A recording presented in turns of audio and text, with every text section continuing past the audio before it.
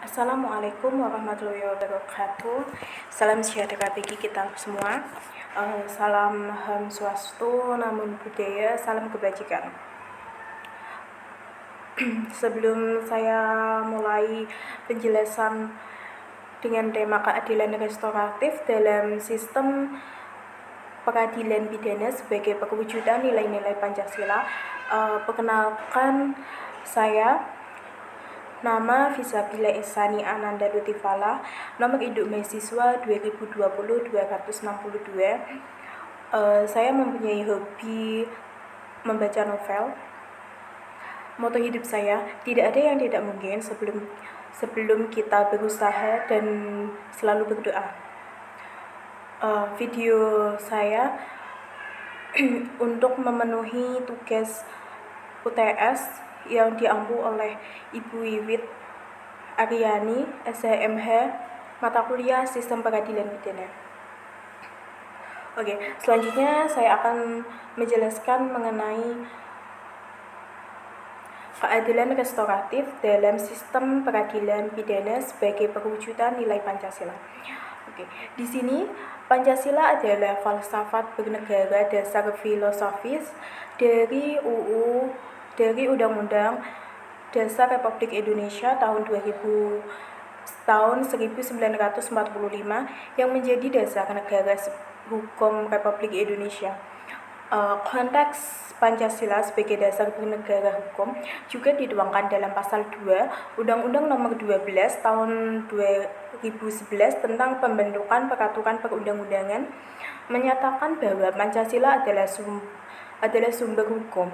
Teori hukum membangun menekankan bahwa hukum harus berkembang untuk membantu akselerasi pembangunan yang dilakukan oleh manusia.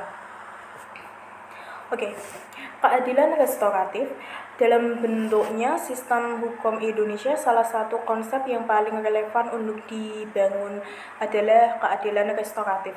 Keadilan restoratif merupakan proses yang melibatkan semua pihak dalam tindak pidana yang mencari jalan pemulihan dampak tindak pidana dan memilih mekanisme untuk mengatasi tindak pidana. Konsep ini menyerupai praktek mediasi penal yang sudah dilakukan pada berbagai tataran praktis. Selanjutnya dasar filosofis dasar bernegara Pancasila. Hal ini terwujud dari perwujudan mediasi penal yang sangat humanis. Keadilan restoratif membawa peran untuk mengurangi biaya perkara. Selanjutnya konsep ini sejalan dengan prinsip hukum acara pidana, yakni lebih cepat, sederhana, dan biaya ringan. Tujuan restoratif justice adalah untuk memulihkan social security korban dan pelaku untuk menyelesaikan konflik di antara mereka. Ditemukan pula bahwa praktek restoratif ini dengan beragam paradigma peradilan pidana, penerapan restoratif justice mempunyai pijakan yang kuat dalam asas-asas fundamental hukum pidana. Oke, selanjutnya ada konsep keadilan restoratif. Keadilan restoratif sendiri didefinisikan sebagai mekanisme untuk mengatasi masalah hukum pidana dengan melibatkan pelaku, korban, dan keluarganya, dan juga pihak-pihak yang terkait lainnya untuk mencari viable justice dengan menekankan pada pemulihan situasi. Istilah restoratif justice dikenalkan oleh Albert Eckland pada 1977 untuk mengklarifikasi sistem peradilan pidana ke dalam 3 kelompok. Yang pertama, retributive justice, yang kedua ada distributive justice, yang ketiga atau yang terakhir ada restorative justice.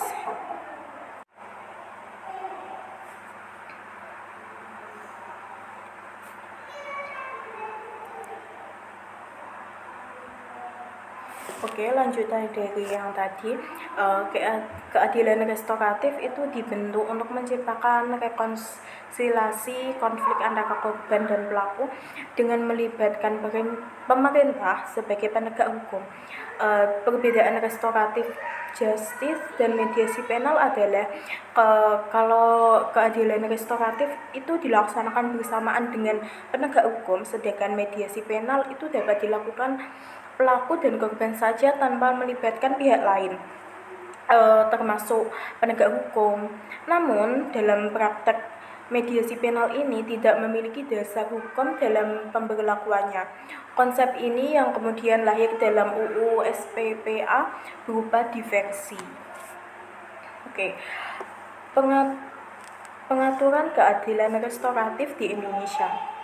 Menurut Eva Adjenti Zulfa dalam makalahnya yang berjudul Konsep Dasar Restoratif Justice mengartikan keadilan restoratif sebagai bentuk pendekatan penyelesaian perkara menurut hukum pidana dengan melibatkan pelaku kejahatan tersebut, korban, terus ada lagi keluarga korban atau pelaku dan pihak lain yang berkaitan untuk mencari penyelesaian yang adil dengan menekankan pada pemulihan kembali pada keadaan semula dan bukan pembalasan. Dalam prakteknya, pemberlakuan keadilan restoratif di Indonesia sendiri sejak diberlakukannya UU SPA mulai mengalami perbaikan. Sekalipun belum optimal, sebelum diberlakukan UU SPA, Badan Pembinaan Hukum Nasional atau yang disingkat dengan BPHN pernah melakukan riset dan merujuk penelitian di tahun 2009 yang menemukan fakta bahwa dari total 932 perkara anak yang terjadi di Purwokerto, 117 perkara atau 11,55% direkomendasikan oleh Bapas untuk diselesaikan dengan cara perdamaian. Selanjutnya ada syarat penerapan keadilan restoratif. Pada penyidikan ada 2 syarat. Yang pertama ada syarat material dan kedua ada syarat formil. Yang termasuk dalam syarat material yang pertama, tidak menimbulkan keresahan masyarakat atau tidak ada penolakan masyarakat. Kedua, tidak berdampak sosial, adanya pernyataan dari semua pihak yang terlibat untuk tidak keberatan dan melepaskan hak menuntut di hadapan hukum. Yang keempat ada prinsip pembatas pada tindak pidana dalam proses. Yang kedua ada syarat formil yang dibagi menjadi 5, yaitu surat permohonan perdamaian kedua belah pihak. Kedua belah pihak itu adalah pelapor dan terlapor. Terus ada juga surat pernyataan perdamaian dan penyelesaian perselisihan para pihak yang berperkara. Ketiga, berita acara pemeriksaan tambahan pihak yang berperkara. Yang keempat adalah rekomendasi gelar perkara khusus yang menyetujui penyelesaian keadilan restoratif. Yang terakhir ada pelaku tidak keberatan dan dilakukan secara sukarela atas tanggung jawab dan ganti rugi tersebut. Oke, selanjutnya ada lanjutan dari penjelasan tadi. Keadilan restoratif secara spesifik disebut dalam peraturan ini. Namun, persyaratan yang diberikan cukup jauh berbeda dengan persyaratan yang ada di UU SPPA. Tidak terdapat pengaturan mengenai minimal atau maksimal sanksi pidana untuk mengikuti program restoratif ini. Syarat yang cukup krusial dalam perkap penyidikan adalah terjadinya perdamaian antara korban dan pelaku yang dituangkan dalam surat pernyataan sebagaimana telah dijabarkan tadi. Selain perkap penyidikan, perkap keadilan restoratif juga mengatur secara rigid mengenai keadilan restoratif. Dalam bulan Juli di tahun 2020 ini juga Jaksa Agung Republik Indonesia mengeluarkan Perja Keadilan Restoratif. Pada dasarnya ini merupakan aturan lebih lanjut dari KUHP yang mengenai kewenangan penghentian penuntutan yang dimiliki oleh penuntut umum. Oke, Lanjutan tadi, pengganti kerugian tersebut adanya pencabutan aduan harus dihormati pengadilan. Sekalipun penggelapan dan penipuan dalam perkara tersebut bukan merupakan delik aduan.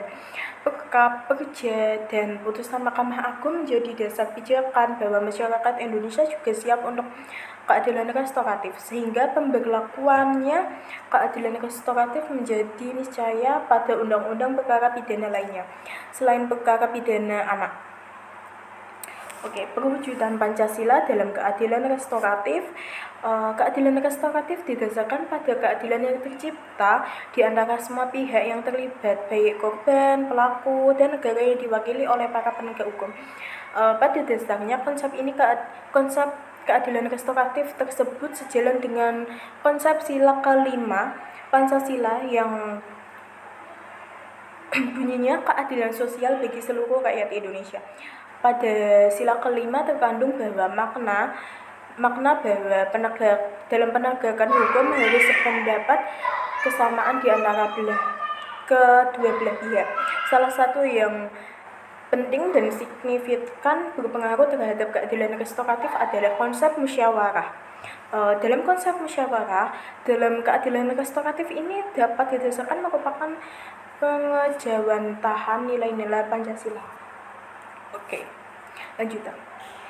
Pembaharuan hukum dengan keadilan restoratif ini tentu sejalan dengan teori hukum integratif. Konsep ini didasarkan pada tujuan hukum untuk harga diri, kebahagiaan, kesejahteraan, dan kemuliaan manusia. Dalam pembentukan teori integratif ditekankan bahwa rule of recognition bukan ditekankan pada kepatuhan masyarakat terhadap undang-undang. Berdasarkan falsafah Pancasila dan dikaitkan dengan teori hukum integratif, maka keadilan restoratif memang dibutuhkan dalam hukum pidana Indonesia, sekalipun bertentangan dengan konsep hukum yang sangat positif. Namun, falsafah Pancasila menekankan pada nilai keadilan dan masyarakat dalam penyelesaian masalah hukum. Oleh karena itu, menjadi penting menyusun aturan keadilan restoratif dalam pembaharuan hukum di Indonesia. Terlebih, konsep keadilan restoratif menekan. Selanjutnya ada Indonesia yang sekarang ini berlaku tidak mengatur mengenai restoratif keparton. KUHP tersebut merupakan hasil dari aliran klasik yang berbicara pada 3 tiang, yakni asas legalitas, asas kesalahan, dan asas pengimbalan atau pembalasan yang sekuler, yang berisi bahwa pidana secara konkret tidak dikenakan dengan maksud untuk menciptakan suatu hasil yang bermanfaat, melainkan setimpal dengan ringannya perbuatan yang dilakukan. Dengan pembaharuan hukum pidana, maka pembangunan sistem hukum pidana berbasis restoratif akan semakin optimal. Dari penjelasan yang saya jelaskan tadi, saya menarik kesimpulan bahwa dalam mewujudkan falsafah Pancasila pada sistem peradilan pidana di Indonesia, gagasan penting yang perlu diwujudkan adalah membentuk kebijakan restoratif dalam peraturan perundang-undangan di Indonesia. Selanjutnya, keadilan sosial sebagaimana terdapat dalam sila kelima Pancasila memberikan makna bahwa permasalahan harus diselesaikan dengan memandang para pihak pada posisi yang sama. Selain itu, mekanisme musyawarah menjadi kunci dalam perwujudan sila tersebut. Oleh karena itu, penyelesaian perkara pidana di antara pelaku, korban, masyarakat, dan penegak hukum dilakukan untuk menciptakan keadilan sosial di antara dua belah pihak. Selain daripada itu, pentingan dan keadilan yang dibutuhkan pada forum tersebut juga dibahas dan berusaha dicapai dengan sebaik-baiknya. Tujuan utama dari keadilan restoratif ini adalah mengembalikan keadaan semula atau restoring in integrum. Oleh karena itu, musyawarah dalam keadilan dalam keadilan restoratif menggambarkan adanya perwujudan Pancasila dalam keseharian masyarakat di Indonesia. Keadilan restoratif ini memiliki banyak manfaat seperti memberikan peran lebih kepada korban dalam sistem peradilan pidana di Indonesia dan juga memberikan proses peradilan yang jauh lebih efektif, efisien, dan penyelesaian perkara pidana yang lebih melibatkan semua belah pihak akan lebih mencapai tujuan keadilan itu sendiri.